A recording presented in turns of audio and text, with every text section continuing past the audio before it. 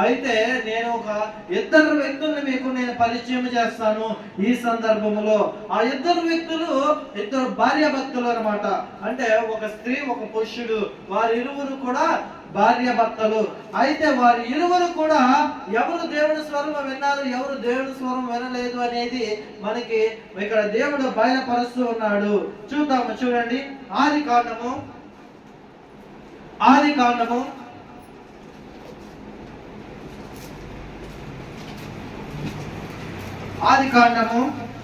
2వ అధ్యాయము త్వరగా మనం తీసి చూద్దాం. 2వ అధ్యాయము 16-17 వచనముల నుంచి మనం చూసినట్లయితే, మరియు దేవుడైన యెహోవా ఈ తోటలో ఉన్న ప్రతి వృక్ష ఫలములను నీవు నిరభ్యంతరముగా తినవచ్చును, అయితే మంచి చెట్టల తెలివినిచ్చు వృక్ష ఫలములను తినకూడదు. నీవు వాటిని దినమున నిశ్చయముగా చచ్చెదవని నరునికి ఆజ్ఞాపించెను. హల్లెలూయా. అయితే ఇది సందర్భం ఏమిటి అంటే గనక, మొట్టమొదటిగా ఈ భూమిని సృష్టించినప్పుడు దేవాది దేవుడు ఏం చేస్తాడు అంటే గనక ఒక నరుడును ఈ భూమి మీద నిర్మించాడు. సమస్త సృష్టిని తయారు చేసిన తర్వాత, అంటే చెట్లను, పుట్లను, మొత్తం కాలువలను, సముద్రములను, కొండలను, మెట్టలను, జంతువులను, ఆకాశ పక్షులను, సముద్ర జలరాశులన్నిటినీ కూడా నిర్మించిన తరువాత ఏం చేస్తాడు దేవుడు అంటే గనక మనిషిని సృజించాడు. మనిషిని సృజించి ఏమన్నాడంటే, ఇదిగో ఈ సర్వ భూమిని నీవు ఏలాలి, దీన్ని నువ్వు పరిపాలించాలి అని చెప్పాడు. అయితే ఏమన్నాడు, ఇదిగో ఈ సర్వలోకంలో ఉన్నటువంటి ఈ భూమి మీద ఉన్నటువంటి ఏవైతే చెట్లు ఉన్నాయో వాటన్ని ఫలాలు నువ్వు తినవచ్చు, కానీ అది ఆ తోట మధ్యలో ఉంచబడినటువంటి మంచి చెడ్డలు తెలియ వృక్ష ఫలములను నీవు తినకూడదు, తిన్నప్పుడు నీవు నిశ్చయముగా చచ్చెదవు అని దేవుడు చెప్పి ఉన్నాడు. ఇది ఎవరి స్వరము అంటే గనక దేవుని స్వరము. హల్లెలూయా. ఏం చేయకూడదు అన్నాడు, మంచి చెడ్డలు తెలివినిచ్చు వృక్ష ఫలములను నీవు తినకూడదు అన్నాడు. అప్పుడు ఆదాము గారు ఏం చేయాలా? ఏం చేయాలి చెప్పండి? తినడము మానేయాలి. అవునంటారు కదా, ఖచ్చితంగా తినడం మానేయాలి. మానేసిన తర్వాత మరి ఏం చేయాలి? అయితే తినడం మానేశాడు ఎవరు? ఆదాము. ఎవరు స్వరము విన్నాడు? దేవుని స్వరము విని ఆదాము ఏం చేశాడంట? ఆ యొక్క చెట్లు వృక్ష ఫలములను తినడం మానేశాడు. అయితే అలాగా కొద్ది కాలం మళ్ళీ గడుస్తూ వస్తున్నప్పుడు నరుడు ఒంటరిగా ఉండటం మంచిది కాదని ఎంచి దేవుడు ఏం చేశాడంటే, మనిషి అంటే ఆ యొక్క ఆదాము గారి యొక్క శరీరంలోంచి ఏం చేశాడు? పక్కటెముకను తీసి ఒక స్త్రీని తయారు చేశాడు. హల్లెలూయా. ఏం చేశాడంట? స్త్రీని తయారు చేశాడంట. అందుకే ఇక్కడ దేవుడు స్త్రీని తయారు చేసిన తర్వాత స్త్రీని తన దగ్గరికి తీసుకుని వచ్చి అప్పుడు ఆదాముతో అంటాడు ఏమని? చూడండి 22వ వచనము.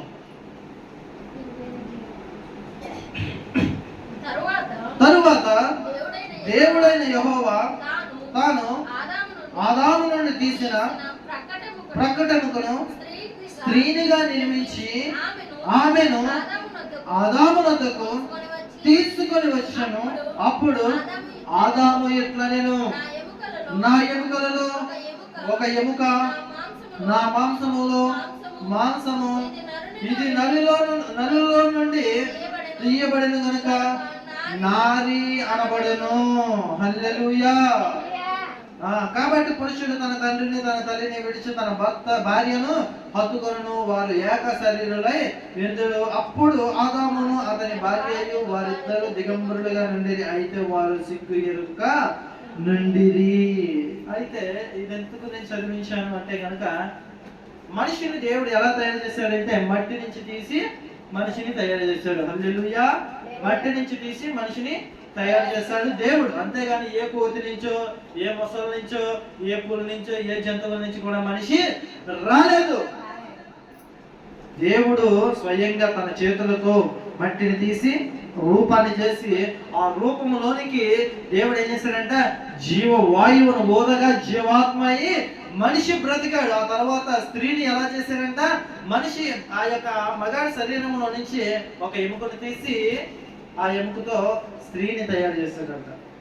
అయితే ఇప్పుడు దేవుడి స్వరము, దేవుడి చేత తయారు చేయబడినటువంటి ఈ ఆదాము ఎవరైతే ఉన్నారో ఆ ఆదాము గారు ఎవరి స్వరము విన్నారు అంటే కనుక దేవుడి స్వరము విని దేవుడికి విధేయత చూపించచ్చు, ఆ పొలంలో సంచరించచ్చు, ఆ పొలంలో కాసే పండ్లన్నీ కూడా కోసుకొని తింటూ ఉండేవాడు.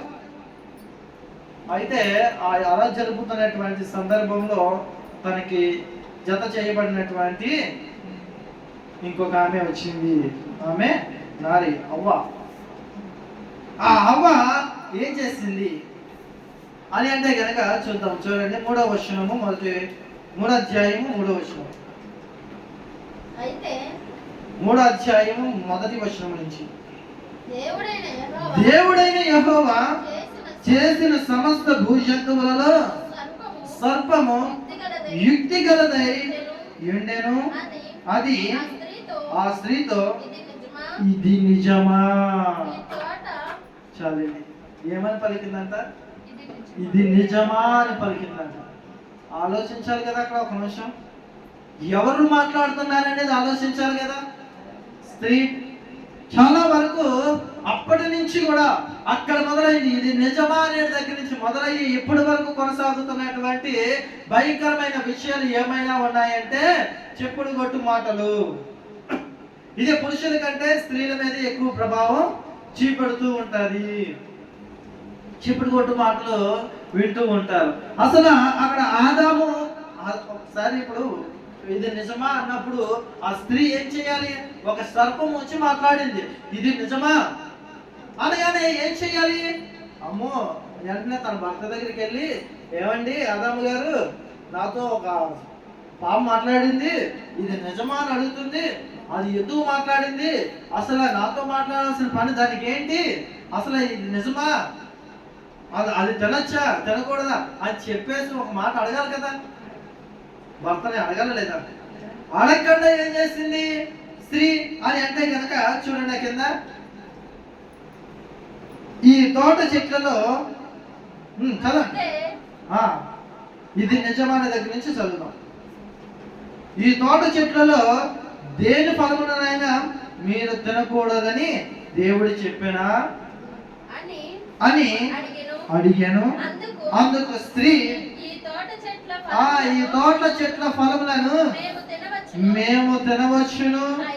అయితే తోట మధ్యనున్న చెట్టు ఫలములను గూర్చి దేవుడు మీరు చావకుండానట్లు వాటిని తినకూడదని వాటిని ముట్టకూడదని చెప్పనని సర్పముతో నేను. చాలేది ఏమంటుందంట సర్పానికి, ఏమే సర్పమా నీవెవరవు, ఇది నిజమా, నువ్వు నన్నెందుకు అడుగుతున్నావు?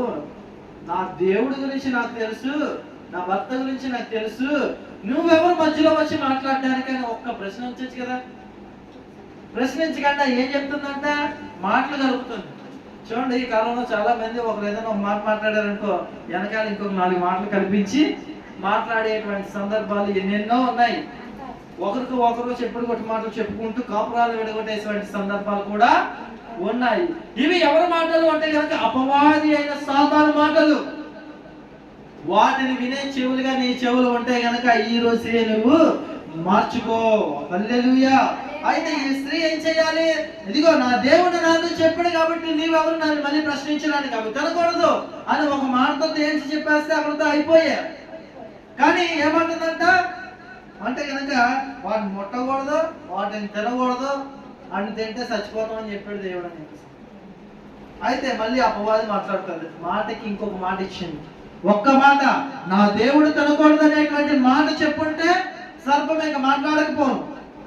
కానీ తినకూడదంట అంటే ఇంకోటి ఏదో అంటుకుంటుందనే కదా, ఇంకోటి ఏదో అంటించాలని చెప్పేసి అలా మాట్లాడిందట. అయితే చూడండి ఈసారి అపవాది అంటిస్తాడు. ఏమని అంటిస్తాడు చూడండి. అందుకు సర్పము మీరు చావనే చావరంట. దేవుడు చెప్పాడు కదా మీరు నిశ్చయముగా చచ్చేదురని. అప్పటి వరకు ఎవరైనా మాట్లాడారా ఆమెతోటి? ఆదాము దేవుడు తప్ప ఇంకెవరు మాట్లాడలేదు. కానీ ఇప్పుడు సర్పం వచ్చి మాట్లాడినప్పుడు ఏం చెయ్యాలి? అమ్మో సర్పం మాట్లాడుతుంది ఏంటి అంటే, ఇదేదో ఇప్పటి వరకు మాట్లాడిన ఈవిడ వచ్చి నాతో మాట్లాడుతుంది ఏంటి అంటే, మా కుటుంబంలో ఏదో లింక్ ఎడదామనే వచ్చి ఉంటుందని ఈవిడ గ్రహించాలి కదా. అవునండి. ఇప్పుడు అప్పటి వరకు మాట్లాడలేదు, కానీ ఏదో చిన్న గొడవ మీ ఆయనకి నీకు జరిగింది.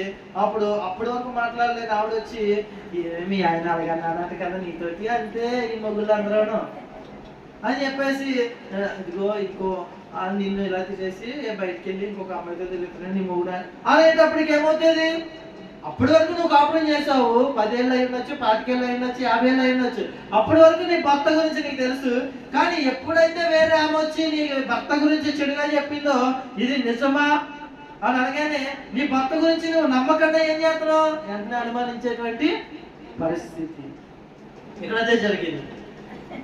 వెంటనే ఏం చేసింది? గొడవలు పెట్టుకోవడం మొదలెట్టింది. ఈసారి కాపురం ఏమైంది? ఒక్క మాటతో మొత్తం కూలిపోయింది. అందుకే మనం ఎవరి స్వరాన్ని వింటున్నాము? దేవుడి స్వరాన్ని వింటే కనుక మన కాపురాలు నిలబడతాయి, మన జీవితము నిలబడతాయి. అపవాది మాటలు వింటే కనుక, లోకం మాటలు వింటే కనుక అది మనల్ని ఎక్కడ తీసుకెళ్తుంది? నాశనానికి తీసుకువెళ్ళిపోతుంది. అయితే అక్కడ ఏమైందంట? మీరు చావనే చావరని చెప్పేసి చెప్పిందంట. తర్వాత ఏలయనగా మీరు వాటిని దినమున మీ కన్నులు తెరవబడిననియు మీరు మంచి చెడ్డలను ఎరిగిన వారే దేవతల వలె ఉందిరనియు దేవునికి తెలియనని స్త్రీతో చెప్పగా, ఆ స్త్రీ ఆ వృక్షము ఆహారమునకు మంచిదియు కన్నులకు అందమైనదియు వివేకమిచ్చు రమ్యమైనది ఎన్నుట చూచినప్పుడు ఆమె దాని ఫలములలో కొన్ని తీసుకొని తిని దానితో పాటు తనతో పాటు తన భక్తకును ఇచ్చెను. అతడు కూడా తినెను. ఇక ఏమైందంట? అప్పటి వరకు అపవాది మాటలు వినలేనటువంటి స్త్రీ ఏం చేసింది? అపవాది మాట వినాలి. అపవాది ఏం చేస్తాడంటే చాలా సులువుగా చిక్కులు పెడతాడంట. అపవాది ఎలా పెడతాడంట? చాలా సులువుగా పెడతాడు చిక్కులు. తెలియదు చిక్కులు పెడతాడంటే తెలియదు, కానీ చిక్కులకి వెళ్ళిపోతాం. అంత దారుణంగా పెడతాడు అపవాది సాతాను. అందుకే మనం చాలా జాగ్రత్తగా ఎవరి మాట వింటున్నాం అనేది గ్రహించుకోవాలి. అయితే ఇక్కడ సమయం అయిపోతుంది కాబట్టి నేను త్వరగా ముగిస్తాను. అపవాది ఏం చేస్తాడంట? ఎలాగ మీరు చావనే చావరు, ఆ పండ్లు తింటే మీరు దేవతల వలె అవుతారు, మీరు మంచి జ్ఞానం వస్తుంది, మీకు జ్ఞాన వివేచనలు మీకు వస్తాయి అని చెప్పేసి అనగానే ఏం చేసింది? అప్పుడన్నా ఆలోచించాలి కదా. ఆలోచించి ఏం చేయాలా? ఆదమ్మ దగ్గరికి వెళ్ళా, ఓ ఆదమ్మ గారు అది ఎవరితో ఇలా మాట్లాడుతుంది, అది ఎంతవరకు నిజం అని తెలుసుకోవాలి కదా. తెలుసుకోకుండా నిందలు వేసేస్తే, తెలుసుకోకుండా ఆ యొక్క చెప్పుడు కొట్టు మాటలు వినేసి ఆ భర్తను అనేస్తుంటే మాటలు ఏమవుతుంది? గొడవలే వస్తాయి. అది ఎంతవరకు నిజం, ఎంతవరకు అబద్ధం అనేది కూడా మనము తెలుసుకోవాలి.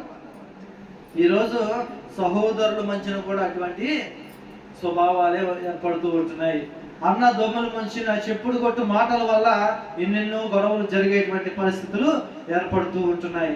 అది వాస్తవమా అవాస్తవమా అనేది ఆలోచించకుండా, ఆహా నన్ను ఎంత మాట అన్నాడో మా అన్నయ్య, ఆహా నన్ను ఎంత మాట అన్నాడో మా తమ్ముడు అని చెప్పేసి ఇద్దరు కొట్టుకునేటువంటి సందర్భాలు, తోటి కోడలను కూడా కొట్టుకునేటువంటి సందర్భాలు. ఇద్దరు తోటి కోడలు కలిసి ఉన్నారంటే చాలు, వారిద్దరి మధ్యలో లింకులు పెట్టేవారు అనేక మంది ఏర్పడేటువంటి వారు ఉన్నారు. సర్పమూలే వారిద్దరు కూడా చక్కగా ఏదైనా తోటను ఏం చేసుకుంటున్నారు? చక్కగా పండించి దాన్ని తింటూ ఉంటున్నారు. అవునా కదా? వారి కాపురం చాలా చక్కగా ఉంది, ఎటువంటి గొడవలు లేవు, ఎటువంటి గోడలు లేవు. వాళ్ళిద్దరు తోటకోళ్ళు కలిసి ఉన్నారు, వాళ్ళిద్దరు మంచిగా ఉన్నారు. అలాంటి వారి మధ్యకి సర్పము వలె వచ్చింది. ఇంకొకరితో వచ్చి ఏం చేసిందంట? పెట్టింది స్విచ్, మొత్తాన్ని కాల్చేసింది. ఈసారి అప్పటి వరకు కూడా మీరు ఎలా ఉన్నారు? అత్తగారు చెప్పే మాట విని మామగారు చెప్పే మాట విని ఇద్దరు తోటికోడళ్ళు ఎలా ఉన్నారు? కలిసి ఉన్నారు. అప్పటి వరకు అన్నదమ్ములు ఎలా ఉన్నారు? వాళ్ళ తల్లిదండ్రుల మాట విని చక్కగా ఉన్నారు. కానీ ఎప్పుడైతే మూడో వ్యక్తి మధ్యలోనికి వచ్చాడో అప్పుడు ఏమైంది అంటే కనుక మొత్తానికి వాళ్ళ కాపురము, వాళ్ళ సహోదర భావము నాశనం అయిపోయింది. అందుకే మూడో వాడు చెప్పే మాట ఎవడు చెప్తున్నాడు, ఏం చెప్తున్నాడు అనేది మనం జాగ్రత్త గ్రహించాలి. చెప్పుడు కొట్టు మాటలు వినేసి మనం ఎదుటి వ్యక్తిని అనుమానించకూడదు. అందుకే మనం చెవులతో ఏం వింటున్నాం అనేది చాలా ప్రాముఖ్యమైనది. దాన్ని మనము గ్రహించి ఏది మంచిది ఏది చెడ్డది వివేచన గల హృదయాన్ని మనకి ఇచ్చాడు కదా దేవుడు. ఏది మంచిది ఏది చెడ్డదని తెలుసుకోగలిగే వివేచన కలిగినటువంటి హృదయాన్ని మనకి ఇచ్చాడు. ఆ హృదయాన్ని మనము పదును పెట్టి వాడాలి. వాడితే దేవుడి మాట ఏది, అపవాది మాట ఏది అనేది మనకి తెలుస్తుంది. అయితే ఇక్కడ అపవాది మీరు నిశ్చయముగా చావరమ్మా మీరు తినచ్చు అని చెప్పేసి అన్నాడు. సరే అని చెప్పేసి ఇంకేం చేసింది, వెళ్ళింది కాపురంగా స్విచ్ పెట్టింది, అంతే. ఇక ఏమైంది, వారిద్దరూ కూడా ఈ పండ్లు తిన్నారు. తిన్న తర్వాత ఏమైంది ఇప్పుడు చూద్దాం. చూడండి, తిన్న తర్వాత ఏమైంది. అప్పుడు వారిద్దరి కన్నులు తెరవబడిను. వారు తాము దిగంబరులను తెలుసుకొని అంజూరపు ఆకులు పుట్టి తమకు కచ్చడములను చేసుకొని, కచ్చడములు అనగా చూడండి బట్టలు లాంటివి అనమాట. ఆకులతో వారు తయారు చేసుకొని కుట్టుకొని వారి యొక్క ఏమంటాయి కదా వాటిని కప్పుకున్నారు అనమాట. వారి శరీర భాగాలను కప్పుకొని ఉన్నారు. తర్వాత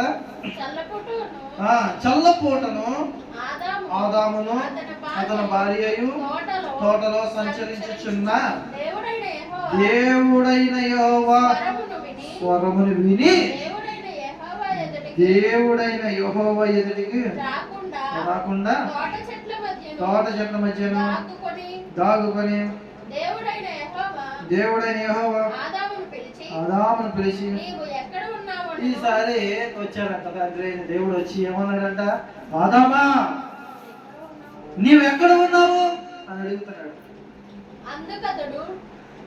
ఏమన్నాడంట, ఆదామా నీవెక్కడున్నావు. ఈసారి అత్తగారు వచ్చి పిలుస్తున్నారు అనమాట. ఈ తోడుకోవడం ఏమే ఎక్కడున్నారు ఇలా రండి అనగానే వీళ్ళందరూ తలుపులు వేసుకొని అని చెప్పేసి ఉరులు కప్పుతున్నారంట. ఉరులు కప్పుతుంటుంటే ఈ అత్తగారు బయటకు వెళ్ళి వచ్చిన అత్తగారు చూస్తుంది.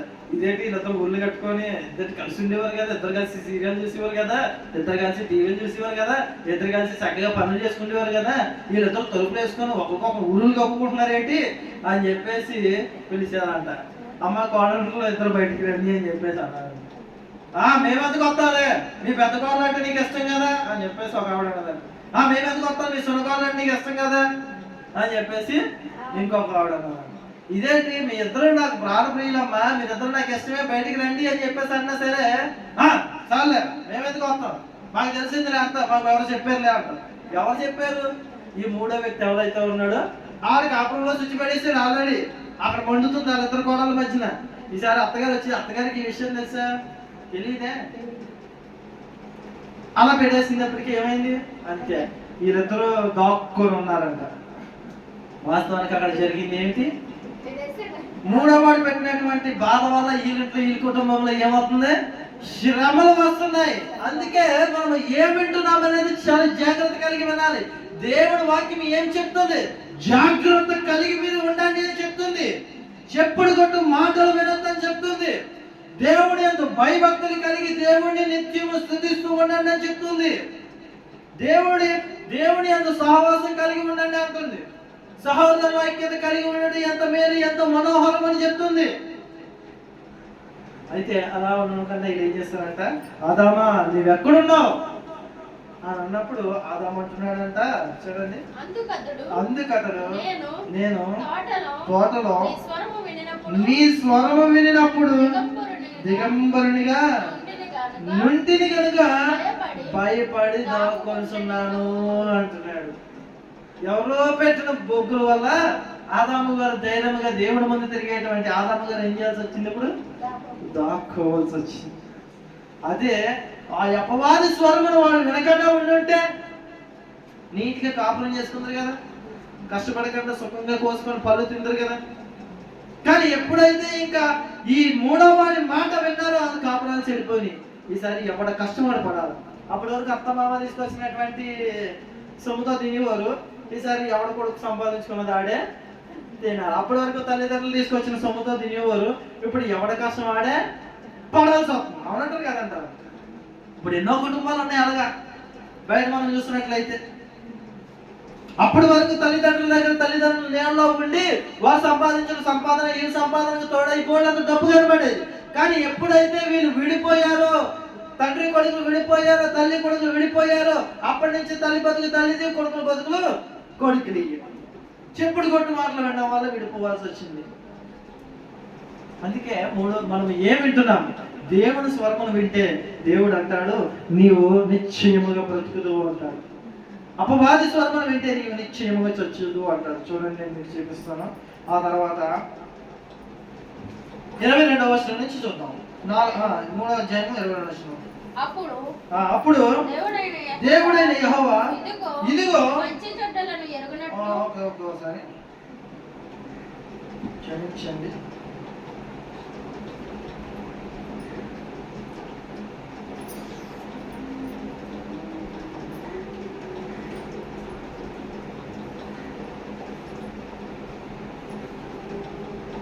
దేవునికి స్తోత్రం కలుగును గాక. హల్లెలూయా. 22వ వచనం నుంచి చదువు.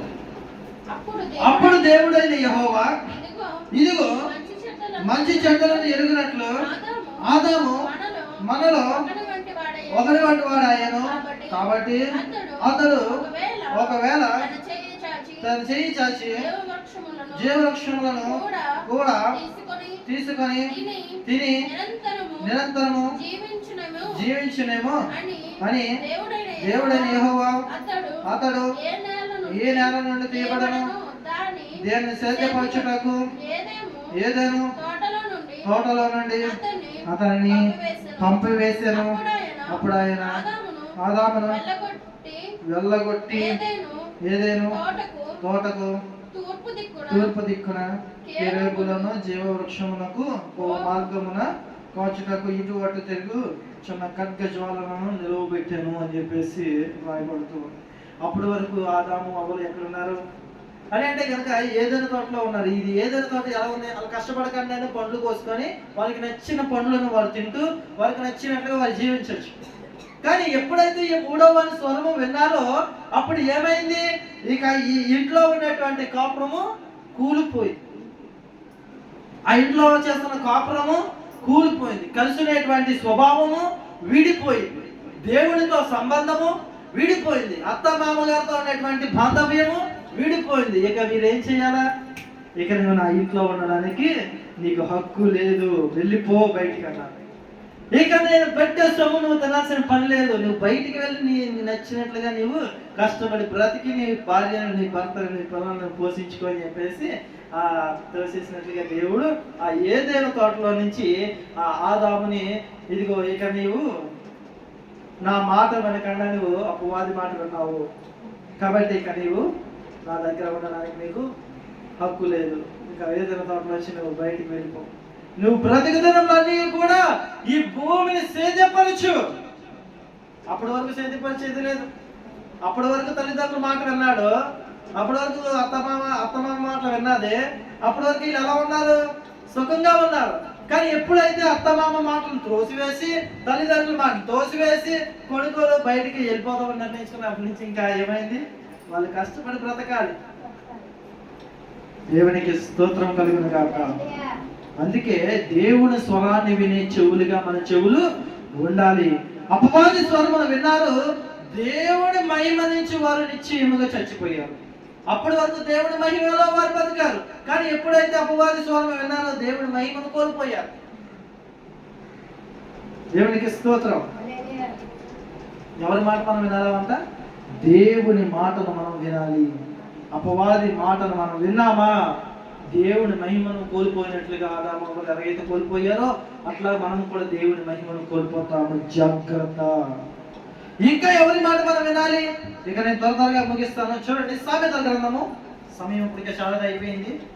సామెతల గ్రంథము. ఇంకెవరి మాట మనం వినాలి అంటే సామెతల గ్రంథము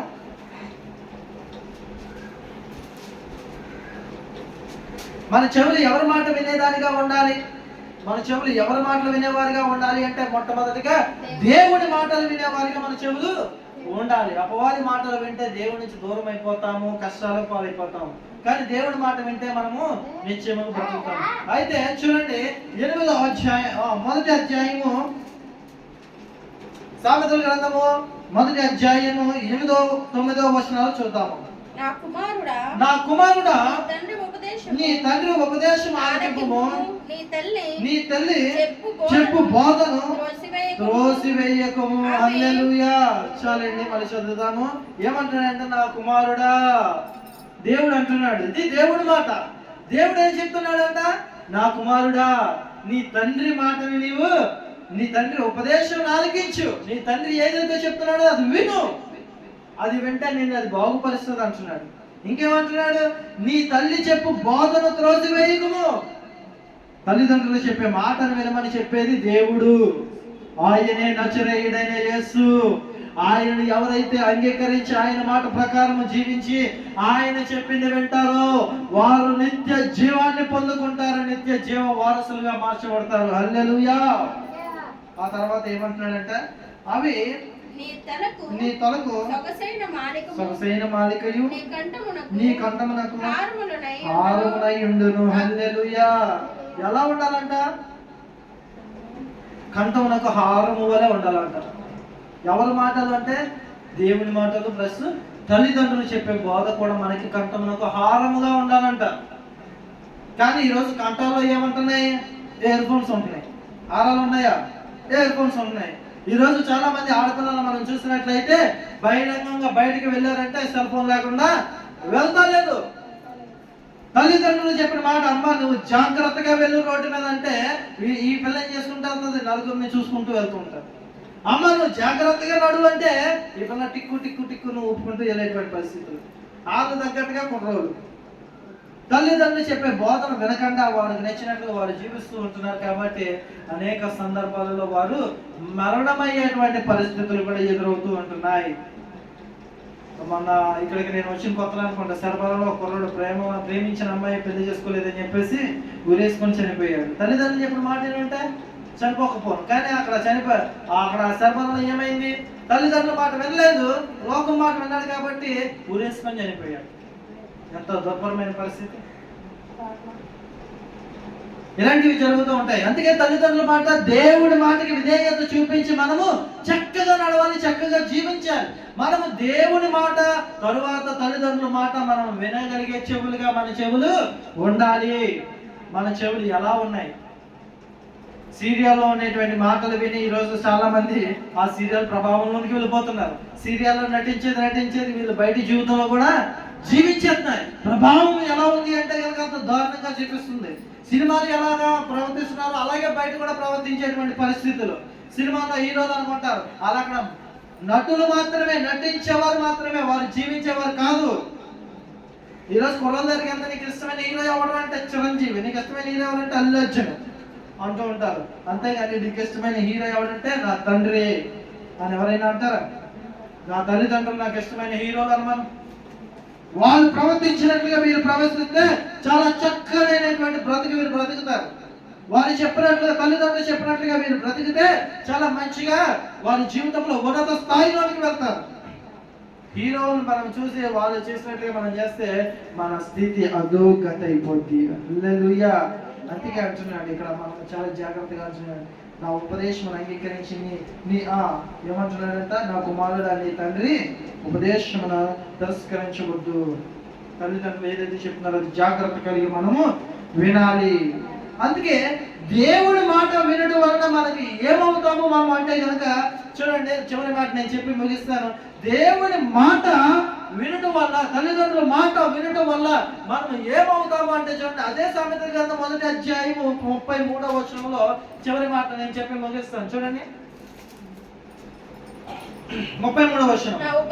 నా ఉపదేశము అంగీకరించువాడు సురక్షితముగా నివసించును, వాడు కీడు వచ్చినను భయము లేక భయము లేక నెమ్మదిగా నుండును. హల్లెలూయా. ఇక ఏమంటున్నాడంటే, నా ఉపదేశము ఎవరైతే దేవుడు చెప్పిన మాటను విని అంగీకరించి దాని ప్రకారము జీవిస్తారో వారు ఎలా ఉంటారంట? సురక్షితముగా ఉంటారంట. హల్లెలూయా. అంత గొప్ప వాగ్దానం చేసిన దేవుడు ఈ లోకంలో ఎవరైనా ఉన్నారు అంటే ఆయనే నజరేయుడైన యేసు.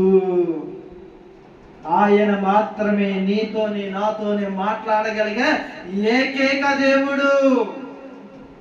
అంతేకాకుండా ఆయన ఇంకేమై ఉన్నాడంటే, ఆయన చెప్పడమే కాదు, ఆయన రక్షించడమే కాకుండా కీడు నుంచి మనల్ని తెప్పిస్తాడంట.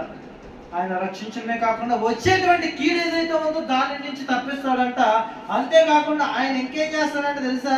కీర్తన గ్రంథం 16వ అధ్యాయం 6వ వచనంలో మనం చూసినట్లయితే ఆయన ఇంకేం చేస్తాడో చూపిస్తాను చూడండి.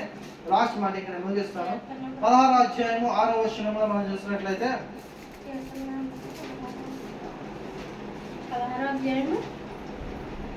6వ వచనం,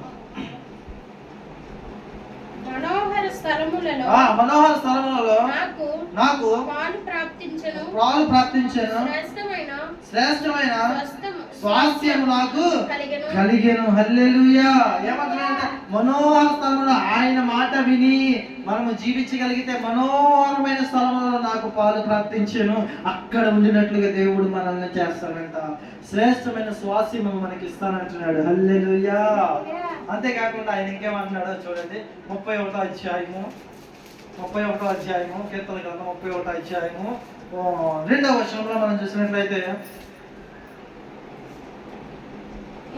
నాకు నీ చెవి ఎక్కి నన్ను త్వరగా విడిపించుము. నన్ను రక్షించుటకు నాకు ఆశ్రయ శైలముగాను ప్రాకారము గల ఇల్లుగా ఉండుము. హల్లెలూయా. ఆయన ఏం చేస్తాడంటే, ఇంకా ఆయన మాటలు మనం వినగలిగితే, మన చెవులతో ఆయన మాటలు వినగలిగితే మనము మాట్లాడేటప్పుడు ఆయన చెవి ఎక్కుతాడంట. నాకు చెవి ఎక్కి నన్ను త్వరగా విడిపించుము. ఆయన చెవి ఎక్కి మన మాట ఆలకిస్తాడంట. అలా ఆలకించే దేవుడు ఎవరైనా ఉన్నారు అంటే ఈ భూ ప్రపంచం మొత్తములోను నీవు మొర్ర పెట్టిన మొర్రను వినగలిగిన దేవుడు ఎవరైనా ఉన్నారు అంటే ఆయన నజరేయుడైన యేసు మాత్రమే. హల్లెలూయా. నీవు ఆయన దగ్గర మొర్ర పెట్టుకోగలిగితే ఆయన వింటానంటున్నాడు. అంతేకాకుండా నువ్వు వినగలిగితే ఆయన నీతో మాట్లాడతాను అంటున్నాడు. కాబట్టి ఈరోజు అటువంటి స్థితిని దేవుడు మనందరికీ దయచేయును గాక. ఆమేన్. ప్రార్థన చేసుకుందాం. తలలో వంచి కళ్ళు మూసుకున్నట్లయితే ప్రార్థన చేసుకుందాం. అది ఆపే అమ్మాయి మనందరం కూడా ప్రార్థన చేసుకుందాం.